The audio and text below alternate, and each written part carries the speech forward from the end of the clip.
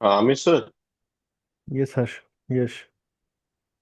Sir मेरा एक question था आपसे। हम्म। जो भी ये इवेंट हुआ है सैप सफायर 2026 वाला, हम्म। उसमें क्या ये जो एआई इन्होंने इंक्लूड किया है, तो क्या हम वो भी पढ़ेंगे क्या? नहीं नहीं, वो नहीं पढ़ेंगे। वो एक सेपरेट मॉड्यूल है। एंड उसका भी कोई ऐसा ऐसा कोई कोर्स अभी है नहीं, क्योंकि अभी वो पब्लिक हुआ नहीं है सबके यूज़ के लिए अभी। क्या अभी कंपनीज यूज कर रही हैं क्या सर उसको या नहीं, नहीं? अभी तक तो स्टार्ट नहीं, अभी तक तो मैंने कहीं देखा नहीं है, नहीं सुना है किसी को यूज़ करते हुए। अच्छा, ओके। ओके। सर आपकी एक हेल्प चाहिए थी। यस। जैसे कि कल मैं इंटरवल में थोड़ा स्टक हो गया था। हम्म। तो उसमें इंटरवल्स कुछ ऐसे कॉम्प्लिकेटेड ले लिए थे, किसी ने पता नहीं। तो अगर कभी कोई इंटरवल डिलीट करना हो तो कैसे करेंगे सर? इंटरवल डिलीट करना है मतलब? अच्छा, इंटरवल। जैसे वो ओके ओके, यस हाँ यस हाँ। यस। इंटरवल डिलीट करना है तो उसका डायरेक्ट डायरेक्ट मेथड नहीं है उसमें। हम एडिट मोड में जा करके डिलीट करते हैं। किस किस चीज़ का डिलीट करना चाहते हैं इंटरवल? मटेरियल का, वेंडर का, किस चीज़ का? मटेरियल ग्रुप का सर। जैसे मटेरियल ग्रुप में क्रिएट कर रहा था तो उसका इंटरवल जनरेट कर रहा था। और फिर उसको असाइन करना था मुझे, मटेरियल ग्रुप को मटेरियल इंटरवल वाले में से। ऑप्शन नहीं है, मटेरियल में डिलीट नहीं कर सकते हैं। मटेरियल अच्छा। में, हाँ, मटेरियल में डिलीट करने का ऑप्शन नहीं है।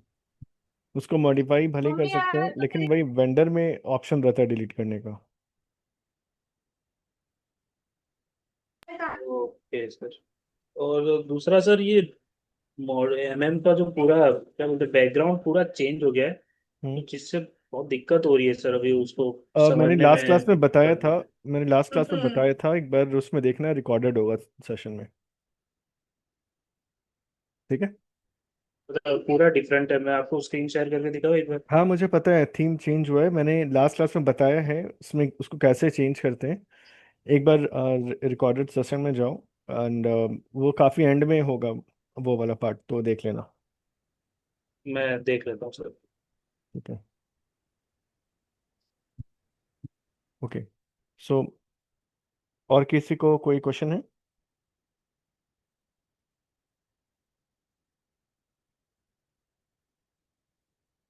ओके। सो हम आते हैं नेक्स्ट टॉपिक पे। वो है आउटलाइन एग्रीमेंट। आउटलाइन एग्रीमेंट में हमने लास्ट क्लास में देखा था व्हाट इज कॉन्ट्रैक्ट। ओके। हमने देखा था कि सर मेरा एक क्वेश्चन है। हाँ। जो सर ये जो टी मतलब आप जो बताते हो एसपीआरओ, फिर उसके अंदर जाना है, हम्म। तो क्या उसके सारे टी कोड्स का कुछ मिल जाएगा क्या सर, पीडीएफ? वो सब याद करने वाला चीज़ नहीं है, और ना ही हम पाथ याद करते हैं। वो जब जरूरत पड़ती है हम ढूंढते हैं। एक्चुअली वो याद करने वाला क्वेश्चन नहीं है। इंटरव्यू में पूछा रहा था कि पाथ क्या है, लेकिन जिनका टी कोड हमें याद करना है उसका हर क्लास में मैं बताता जा रहा हूँ। जैसे कॉन्ट्रैक्ट में मैंने बताया था, कॉन्ट्रैक्ट क्रिएट करने का एम 31K है, 32K से हम मॉडिफाई करते हैं, 33K से डिस्प्ले करते हैं। तो जिसका टी कोड हमें जानना ज़रूरी है, याद करना ज़रूरी है, वो हम देख रहे हैं। अब जैसे प्लान क्रिएट करने का टी कोड भी होता है, बट वो हमें जानने की जरूरत नहीं है, ना ही पाथ जानने का जरूरत है। वो कहीं नहीं पूछा रहता है, वो सब चीज़ नहीं पूछी। ये ऐसा नहीं कि स्कूल का एग्जाम है जो हर एक चीज छोटा छोटा चीज पूछा जाता है, वो चीज नहीं। प्लान क्रिएशन में हमें ये जानना है कि प्लान कैसे क्रिएट करते हैं। कुछ ऐसे टी कोड्स हमें जानने की जरूरत होते हैं जिनका एक्सपेक्टेशन, इंटरव्यूअर का एक्सपेक्टेशन होता है कि हम कुछ टी कोड्स जाने। जैसे मटेरियल क्रिएशन का ये काफी यूज होने वाला टी कोड है। पीओ क्रिएट करने का टी कोड, ये हम ऑलमोस्ट डेली यूज करते हैं। अगर ये बोलोगे कि मुझे इसका टी कोड याद नहीं है, देन वो क्लियर समझ आ जाएगा कि ये हैंड्स ऑन प्रैक्टिस है ही नहीं, इसका हैंड्स ऑन एक्सपीरियंस है ही नहीं। क्योंकि पीओ क्रिएट करने का जब टी कोड नहीं याद है तो वो आई डोंट नो फिर क्या करता होगा। क्योंकि एज ए कंसल्टेंट हमारा मतलब, हम डेवलपमेंट सर्वर में हम काफ़ी फ्रीक्वेंटली क्रिएट करते हैं अपने टेस्टिंग के लिए, अपने डेवलपमेंट के लिए। तो ये ऐसा चीज़ है जो हर दिन हम करते हैं। ठीक है, तो सारे ओके टी सर। कोड याद करने के लिए हमें नहीं पड़ते हैं।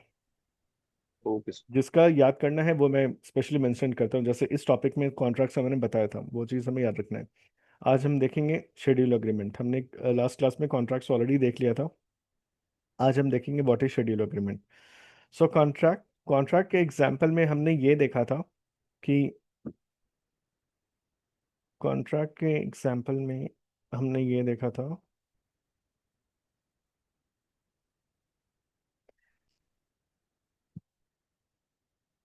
कि हम कॉन्ट्रैक्ट ऐसा डॉक्यूमेंट है जिसमें हम स्पेसिफाई करते हैं मटेरियल, कि हमें मटेरियल क्या चाहिए, वैलिडिटी की अपना वैलिड अपने मतलब कॉन्ट्रैक्ट का वैलिडिटी रहता है, राइट, वो कब तक वैलिड है। एंड मतलब बेसिकली बताते हैं हम कि एक प्लांट को वेंडर से कौन सा मटेरियल चाहिए एंड किस डेट तक चाहिए राइट। हम बताते हैं कि कौन सा प्लांट है एंड कौन सा वेंडर है। मतलब कॉन्ट्रैक्ट डॉक्यूमेंट में ये लिखा रहता है कि कोई भी प्लांट है, लेट्स से क्रोमा प्लांट है, किसी वेंडर से ऑर्डर प्लेस कर रहा है,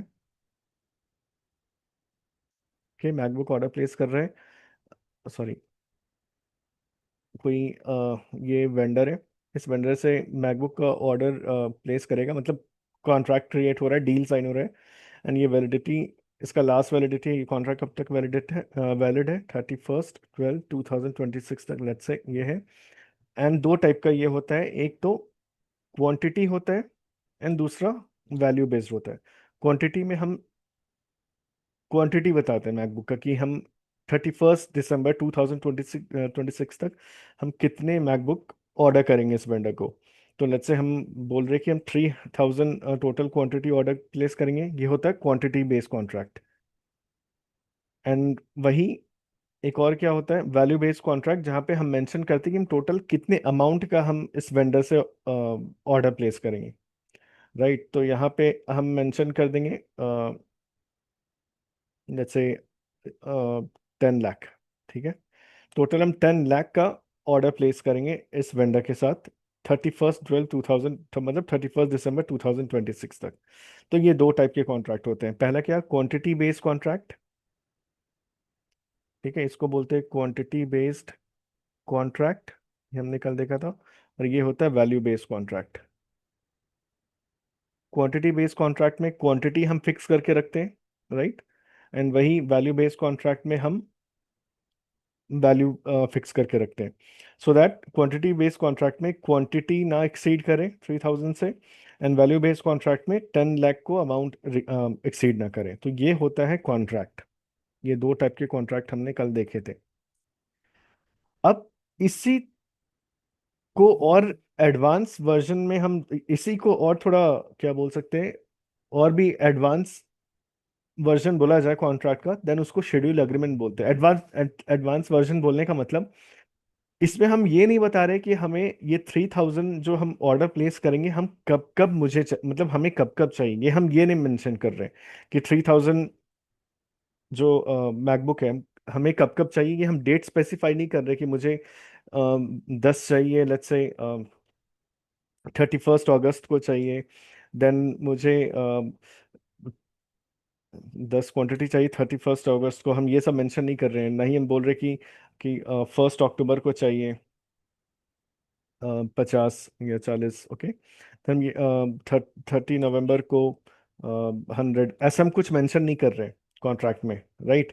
हम बस बोल रहे हैं कि 31 दिसंबर 2026 तक हम टोटल 3000 क्वांटिटी का टोटल ऑर्डर प्लेस करेंगे, या फिर टोटल 10 लाख का ऑर्डर प्लेस करेंगे।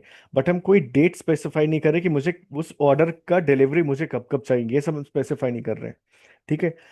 वही इसी चीज, यही डिफरेंशिएटर है, यही डिफरेंशिएटिंग पॉइंट है between contract and schedule agreement. Contract का एडवांस वर्जन है क्या बोलते हैं, शेड्यूल एग्रीमेंट। तो शेड्यूल एग्रीमेंट में हम शेड्यूल करते हैं, राइट, अपने डिलीवरी को शेड्यूल करते हैं कि ये जो 3000 क्वांटिटी है मुझे कब कब चाहिए। तो ये 3000 क्वांटिटी मैं बोल सकता हूँ मुझे ऐसे चाहिए, लेट्स से 1 जून को मुझे चाहिए 100, 10 जून को मुझे चाहिए लेट्स से 200, ठीक है। 30 जुलाई को मुझे चाहिए 150, 30 अक्टूबर को मुझे चाहिए लेट्स से 1000, 30 20 नवंबर को मुझे चाहिए 1300। तो ठीक है, अगर हम मेंशन कर रहे हैं कि मुझे कब कब कितने क्वांटिटी चाहिए, बस बेसिकली हम क्या कर रहे हैं, अपने डिलीवरी को शेड्यूल कर रहे हैं, ठीक है, शेड्यूल डिलीवरी, राइट। हम अपने डिलीवरी को शेड्यूल कर रहे हैं कि ये जो 3000 क्वांटिटी है हमें कैसे चाहिए। तो हम वो कैसे कर सकते हैं, इसको शेड्यूल कर सकते हैं। तो यही होता है शेड्यूल अग्रीमेंट, राइट। यहाँ पे अग्रीमेंट कॉन्ट्रैक्ट भी एक टाइप का अग्रीमेंट है, राइट? शेड्यूल अग्रीमेंट भी एक टाइप का अग्रीमेंट है। तो शेड्यूल अग्रीमेंट में हम शेड्यूल करके रखते हैं कि हमें कब कब कितने क्वांटिटी चाहिए। बस यही डिफरेंस है between contract and schedule agreement. I hope ये डिफरेंस समझ आ गया कॉन्ट्रैक्ट एंड शेड्यूल अग्रीमेंट में, राइट? कॉन्ट्रैक्ट में हम ये नहीं बताते कि मुझे कब कब चाहिए, बट हम बस ये बताते हैं कि 31/12/2026 तक हम टोटल 3000 का क्वांटिटी ऑर्डर करेंगे, या 10 लाख का ऑर्डर प्लेस करेंगे। ये बस हम इतना बताते हैं कॉन्ट्रैक्ट में। वही शेड्यूलिंग अग्रीमेंट में हम बताते हैं कि ये जो 3000 क्वांटिटी है, वो 3000 क्वांटिटी मुझे कब कब चाहिए। हम एग्जैक्ट डेट बताते हैं कि मुझे वो जो 3000 क्वांटिटी है मुझे कब कब चाहिए। तो बेसिकली हम अपनी डिलीवरी को शेड्यूल कर रहे हैं। तो ये जो एक्स्ट्रा देख रहे फीचर यहाँ पे अग्रीमेंट का, इसी को एडवांस वर्जन बोलते हैं कॉन्ट्रैक्ट का, एंड इसको हम बोलते हैं शेड्यूल अग्रीमेंट। ठीक है, ये समझ आया यहाँ पे? क्लियर है?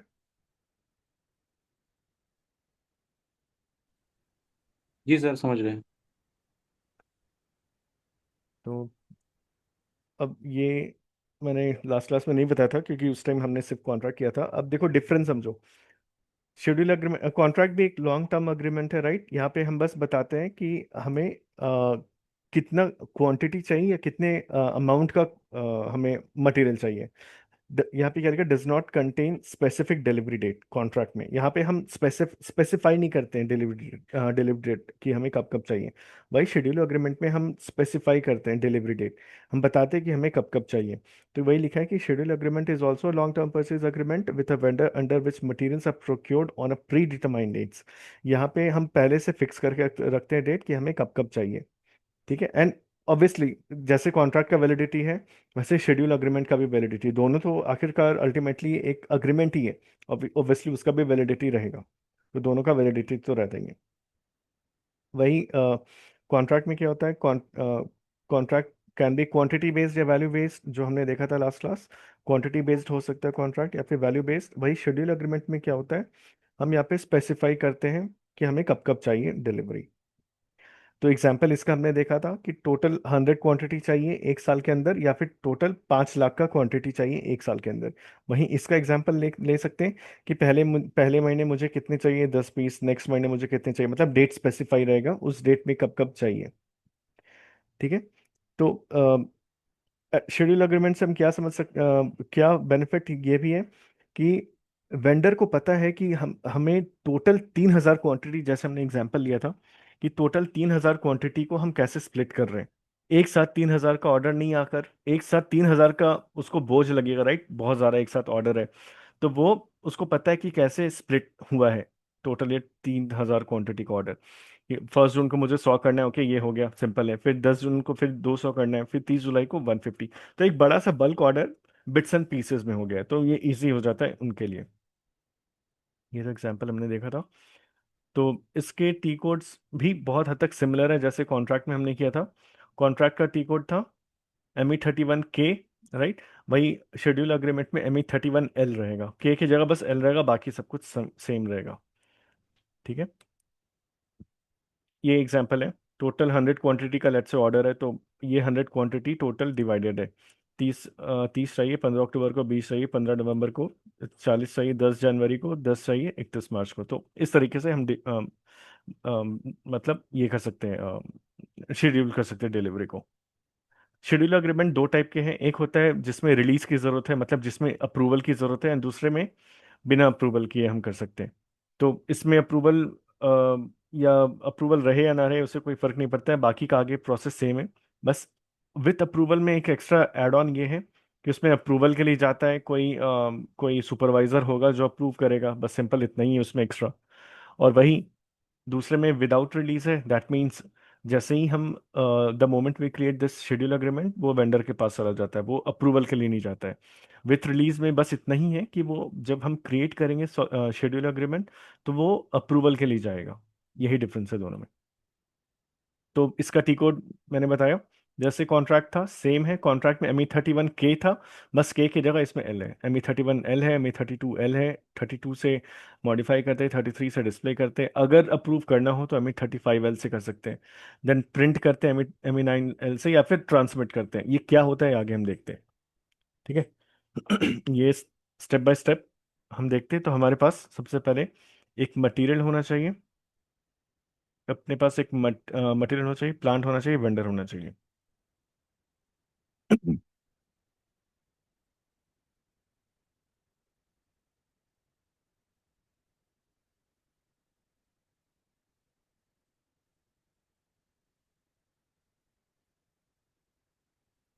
मटेरियल क्रिएट कर लेते हैं। बेसिक परचेजिंग, ये ले लेते हैं। Accounting, save. सॉरी, प्लांट ही है, सोल लोकेशन ये ले लिया। एंटर।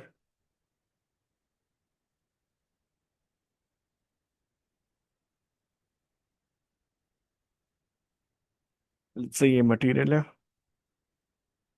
ईच, ये डिवीजन को क्यों मैंडेटरी कर दिया है?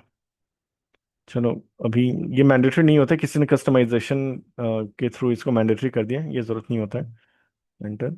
परचेजिंग, परचेज ग्रुप, यहाँ पे कुछ सेलेक्ट करते हैं। एंटर। फिर किसी ने बहुत ज़्यादा छेड़खानी की है, बहुत कुछ गायब है, आई नो। देखते हैं, बस आई होप कुछ फर्क ना पड़े ज़्यादा। वैल्यूएशन क्लास, ये लेते हैं। सेव।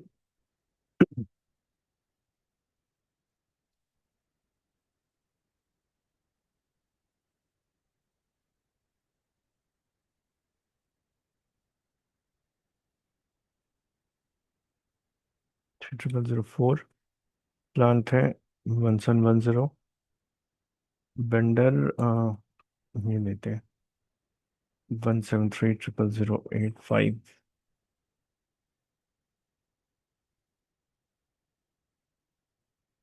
ओके, ये वेंडर है। ओके, सो हमारे पास प्लांट है, मटेरियल है, वेंडर है, तो ये तीन हमें चाहिए थे, ये हो गए। नेक्स्ट, अब आते हैं। ये ऑप्शनल है, परचेज रिक्वेजिशन आरएफपी कॉन्ट्रैक्ट, ये सब ऑप्शनल है, ये सब जरूरत नहीं है।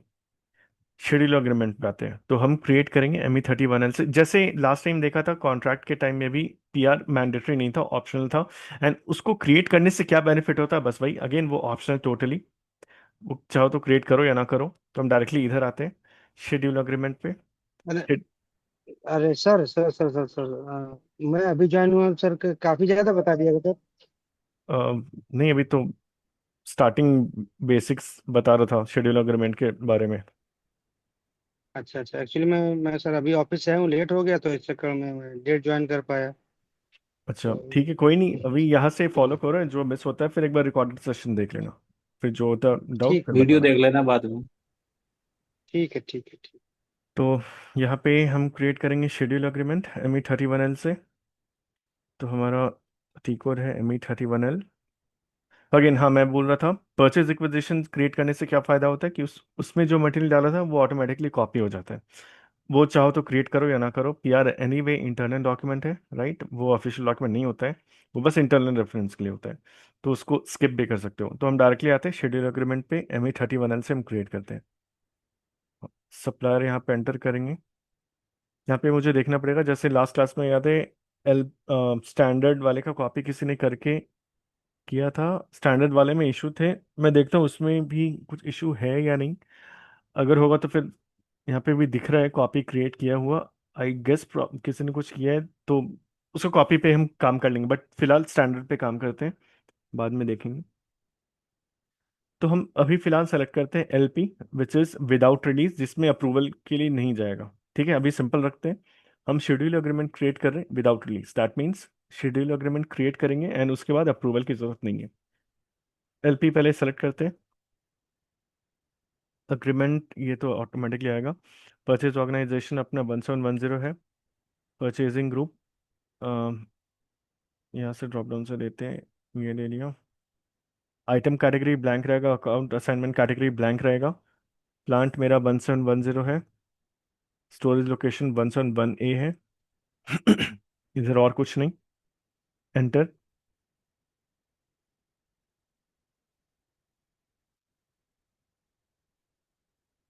किसी ने प्लांट में, स्टैंडर्ड प्लांट में भी काफी कुछ गड़बड़ कर दी, आई थिंक।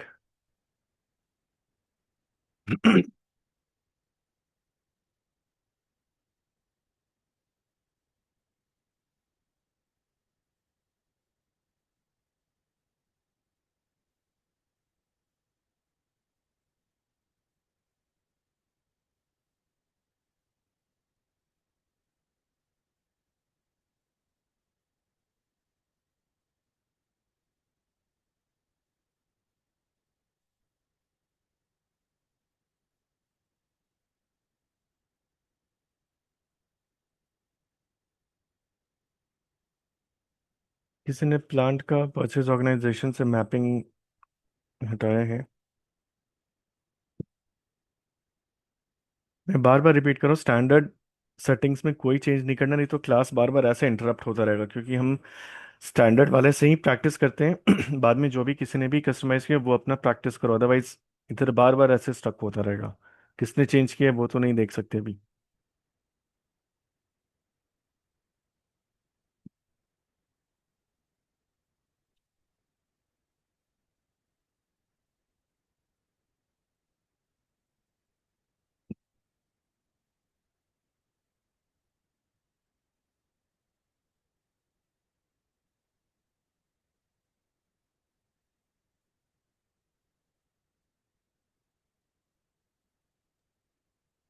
ये जो सर प्लांट है 1710, इसका तो हम लोग हमेशा कॉपी क्रिएट करते हैं ना।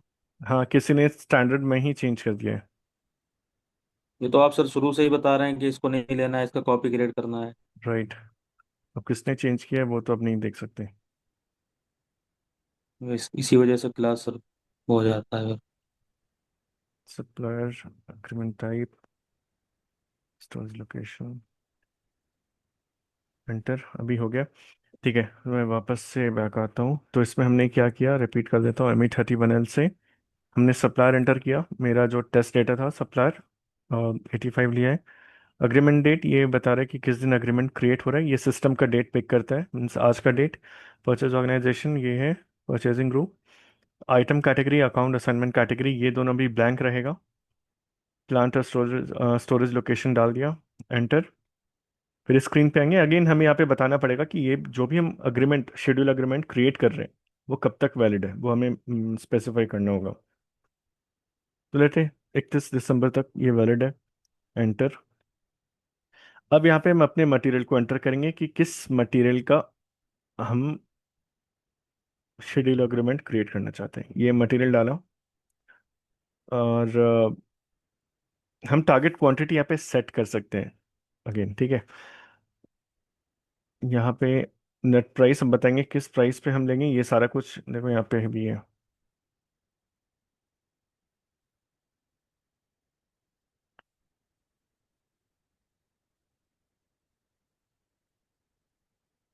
जैसे टारगेट क्वांटिटी हम सेट करना चाहते हैं 1000, 1000 सेट कर दिया। Net price let's say 89,000 let's say डालते हैं, एंटर। ये हो गया, हमने बता दिया कि टोटल हम 1000 क्वांटिटी का ऑर्डर प्लेस करने वाले हैं, एंड इस प्राइस पे 89,000 पे। ठीक है, इधर हमने क्या बस डाला, मटेरियल नंबर डाला, बताया कि हम टोटल कितने क्वांटिटी परचेज करें, राइट, क्योंकि हमें वो बताना पड़ेगा ना हम टोटल कितने क्वांटिटी परचेज करें, देन उसके हिसाब से हम शेड्यूल करेंगे अपनी डिलीवरी। हम ये बताएंगे ही नहीं कि हम कितने परचेज करने वाले हैं, तो हम ये कैसे शेड्यूल करेंगे, राइट। तो ये हमने बता रहे हैं टोटल 1000 परचेज करने वाले हैं, ये अपना प्राइस रहेगा 89,000। इधर हो गया, नाउ क्लिक ऑन सेव। हमारा शेड्यूल अग्रीमेंट क्रिएट हो गया, ये देखो नीचे नंबर जनरेट हो गया, इसको कॉपी कर लेते हैं। ये अपना है schedule agreement, close.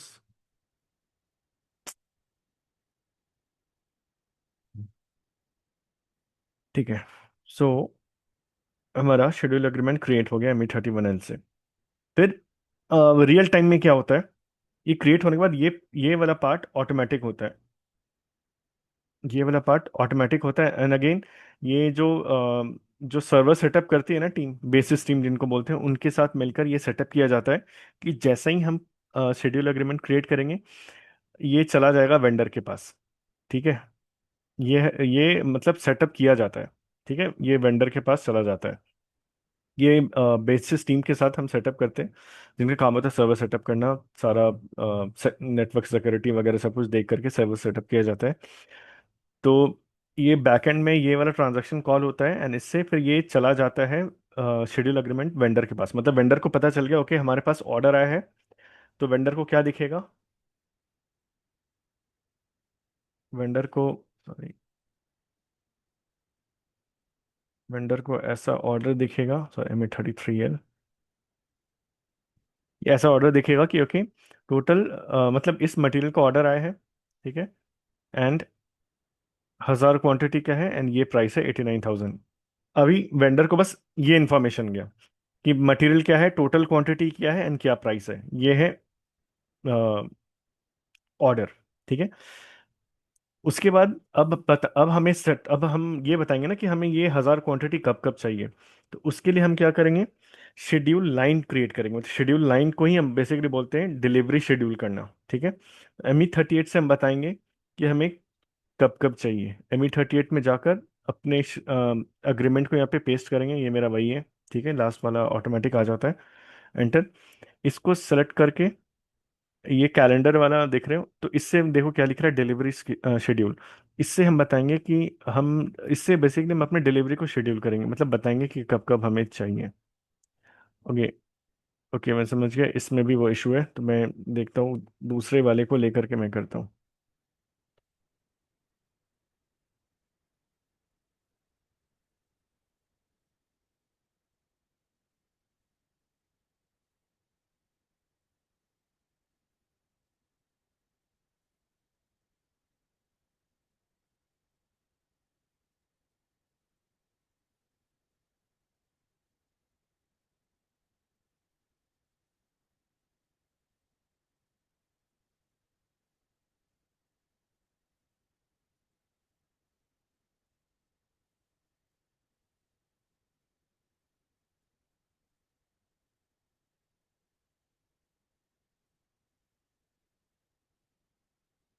I think ये है कॉपी, मैं एक बार ट्राई कर लेता हूँ।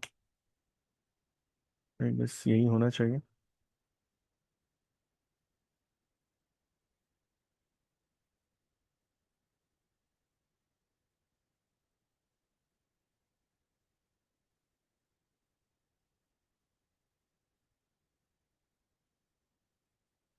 हाँ ठीक है।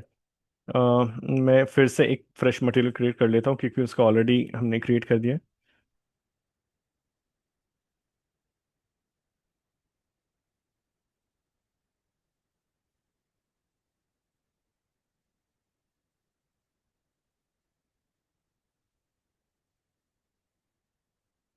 ठीक है, ये हाँ, एक नया मटेरियल बस मैं क्रिएट कर रहा हूँ।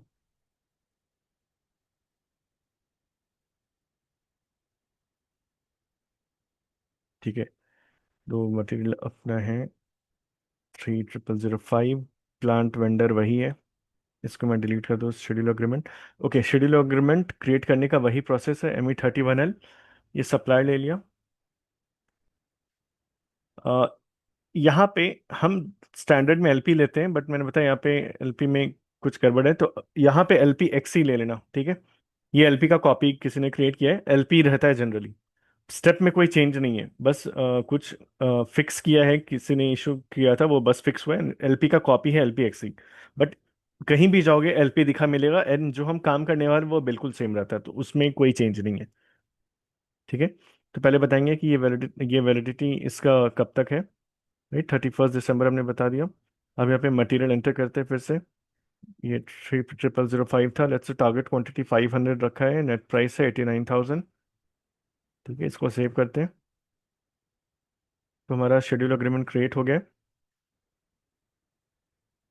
स्क्रीन भी देख रहे होगे कि काफ़ी हद तक कॉन्ट्रैक्ट जैसा है। बस एडिशनल क्या है वो अभी हम देखने वाले हैं ME38 स्क्रीन से। तो ये हम यहाँ पे थे, राइट। हमने एक शेड्यूल अग्रीमेंट क्रिएट किया, ये ऑटोमेटिकली चला गया वेंडर को, राइट। एंड मैनुअली अगर करना चाहते हो, ME9L होता है, अगेन वो तभी जाता है जब सर्वर सेटअप किया रहता है एक्चुअली वेंडर के साथ। टेस्ट एनवायरनमेंट में वेंडर कोई तो रहता नहीं है ना, तो टेस्ट एनवायरनमेंट मतलब टेस्टिंग वाले सिस्टम में ये पॉसिबल नहीं होता है। बस हम ये जानते हैं कि ME9L से हम भेजते हैं। मैं स्क्रीन भी वो दिखा देता हूँ, ME9L में क्या होता है। ME9L में ऐसा दिखता है, ये डॉक्यूमेंट नंबर है। ठीक है, ये सब एंटर करो या ना करो मैटर नहीं करता, डॉक्यूमेंट नंबर हमें एंटर करना है। और जैसे ही हम एग्जीक्यूट करते हैं, ये चला जाता है वेंडर के पास, बेसिकली ऐसा होता है। तो ये ऑटोमेटिक होता है। उसके बाद तो पहले मतलब हमारा अग्रीमेंट क्रिएट करते ही वेंडर को चला गया कि ओके, कैनन कैमरा का ऑर्डर है 500 क्वांटिटी का, 89,000 प्राइस है। बस अभी वेंडर को ये नहीं पता है कि कब कब डिलीवरी की जरूरत है। वो कैसे होगा, फिर हम ME38 से हम क्रिएट करेंगे शेड्यूल लाइंस को, मतलब डिलीवरी शेड्यूल करेंगे। ME38 में आते हैं, अपना अग्रीमेंट डाला इधर, एंटर। इसको सेलेक्ट किया। ये कैलेंडर देख रहे हो, इसको हम सेलेक्ट करेंगे, राइट। इसको सेलेक्ट किया, ये ऐसा दिखेगा। अब फिर यहाँ पे ये देखो पहला डिलीवरी डेट है, एक एक करके डेट एंटर करेंगे और जितने हम शेड्यूल करना चाहते हैं डिलीवरी वो यहाँ पे एंटर करते जाएंगे। तो लेट्स से आज है 18, आज का डेट डालते हैं। आज लेट्स से मुझे चाहिए 35, ये इधर डाल दिया, एंटर।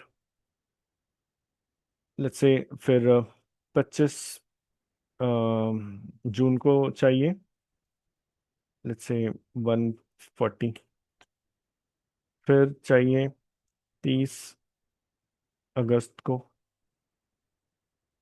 400, सॉरी ये ज़्यादा हो जाएगा, 500 अपना लिमिट है ना, तो एक्सीड हो रहा है, से 120। तो टोटल देखो यहाँ पे क्यूमुलेटिव अकाउंट अमाउंट दिख रहा है, ठीक है। पहले 35 था 18 मई को, फिर 25 जून को है 140 है, तो 35 प्लस 140 हो गया 175। फिर 30th को कितना है, 30 अगस्त को 120 है, तो 120 प्लस 175 हो गया 295, मतलब 30 अगस्त तक 295 टोटल क्वांटिटी डिलीवर हो जाएंगे। फिर लेट्स से और डालते हैं 30 अक्टूबर, इसमें डाला 100 और, तो मतलब 30 अक्टूबर तक टोटल 395 डिलीवर हो जाएंगे। फिर और कितना बाकी है, 105। फिर अक्टूबर है, नवंबर लेते हैं।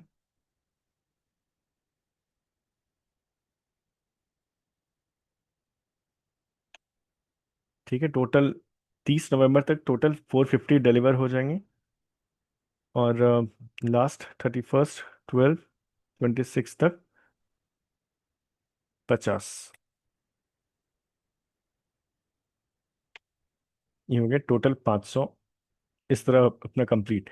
तो अब समझ आए ये टोटल 500 क्वांटिटी का ऑर्डर हम किस तरीके से डिलीवरी मांग रहे हैं, कि 18 मई को मुझे चाहिए 35, 25 जून को चाहिए 140, 30 अगस्त को चाहिए 120, देन 100, देन 55, देन 50, इस तरीके से हमें चाहिए। तो इस तरीके से हमने शेड्यूल कर दिया है, ठीक है। अब इसको करते हैं सेव।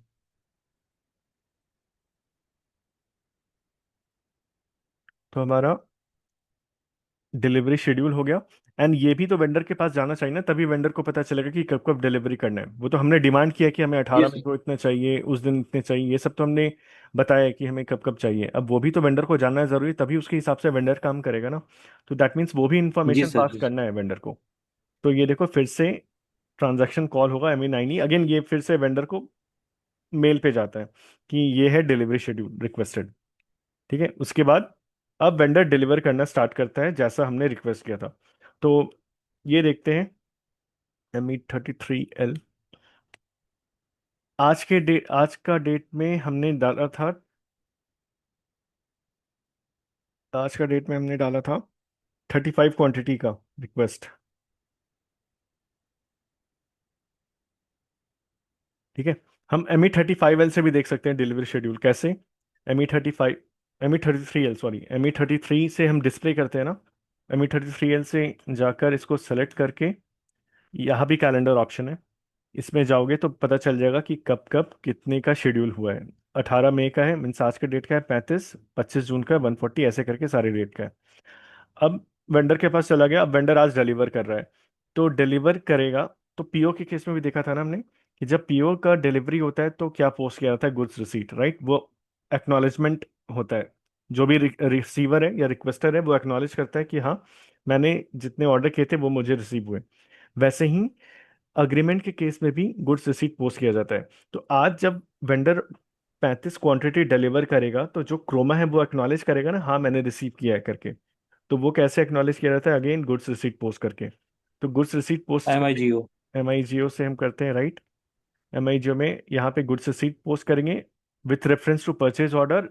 एंड अगर हम अग्रीमेंट के भी अगेंस्ट करते हैं ना, मतलब अग्रीमेंट के रेफरेंस में भी करते हैं, तो यहाँ पे परचेज ऑर्डर ही सिलेक्ट करते हैं, ठीक है, क्योंकि वो भी काइंड ऑफ परचेज ऑर्डर ही है। तो ये कॉपी करते इधर इधर पेस्ट किया, यहाँ पे गुड्स रिसीट, यहाँ पे जो मूवमेंट टाइप है ये 101 रहेगा। 101 का मतलब होता है कि आइटम डिलीवर हो रहा है। इसको हमने एंटर किया, तो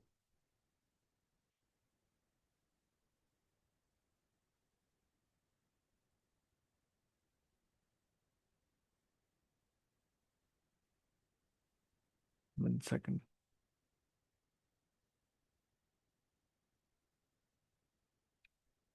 हाँ, तो अब जैसे जैसे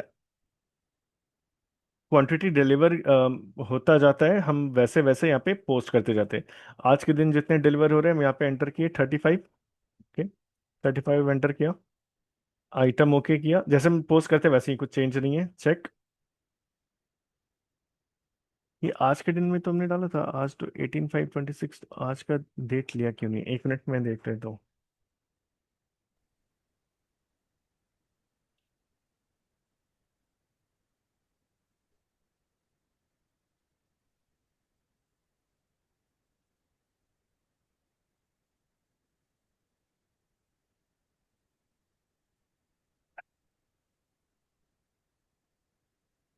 सर कैलेंडर पे जाना है। हाँ, तो मैं देख रहा हूँ, मुझे कुछ और देखना था। Item condition